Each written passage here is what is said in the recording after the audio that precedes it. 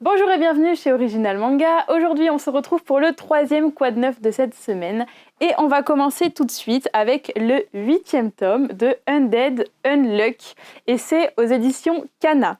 Ensuite, on continue avec le 12e et dernier tome de Seraph of the End, Glen Ichinose.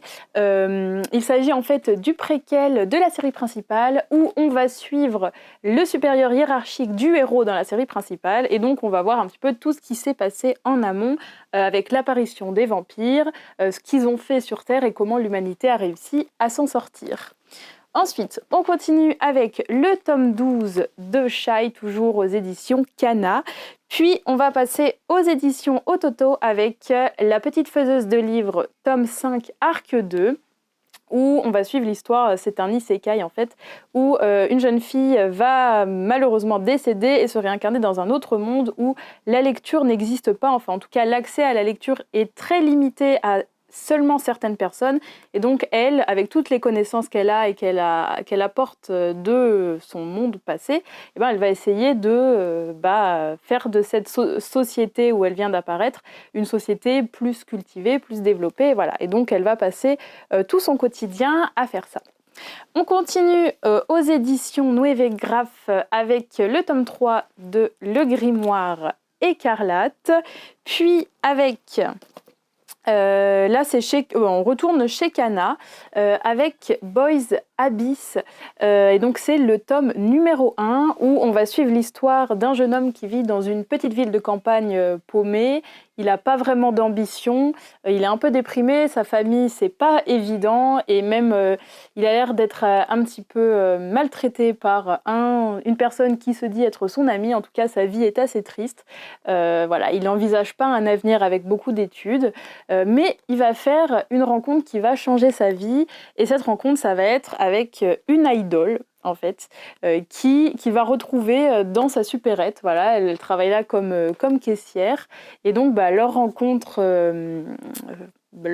en fait va changer leur destinée mutuelle, voilà. Et donc alors je préviens que c'est pour un public averti, voilà, il peut y avoir des scènes assez violentes.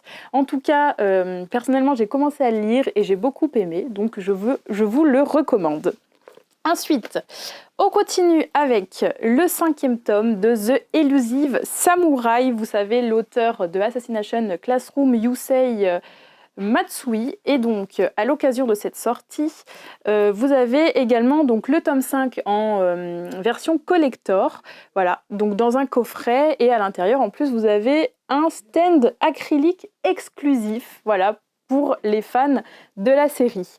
Toujours avec des coffrets, on a Diamond in the Route, je ne sais pas comment ça se prononce, je suis désolée, tome 3, avec également le coffret, où à l'intérieur, vous aurez 3 badges exclusifs. Et donc pour ceux qui ne connaissent pas la série, en fait, on va suivre l'histoire d'un homme qui, alors je ne sais plus comment ça s'appelle, mais il étudie les pierres, voilà, et là en l'occurrence les pierres précieuses, et dans ce monde, les pierres précieuses, il s'avère qu'elles ont des pouvoirs magiques, et qu'il va faire la rencontre aussi d'un jeune homme qui malheureusement a une jambe pétrifiée en pierre, et qui, il est comme ça normalement, enfin à cause normalement d'un homme, voilà, qui lui aurait pétrifié la jambe. Et donc tous les deux, ils vont partir à la recherche de cet homme, et le personnage principal va prendre ce jeune homme sous son aile. Voilà. Donc on a un coffret pour l'occasion de la sortie du tome 3.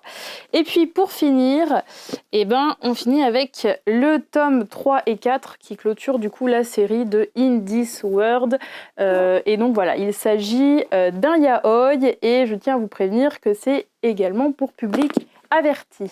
Voilà, donc n'hésitez pas à nous dire en commentaire si un livre vous intéresse ou si vous avez déjà lu une de ces séries.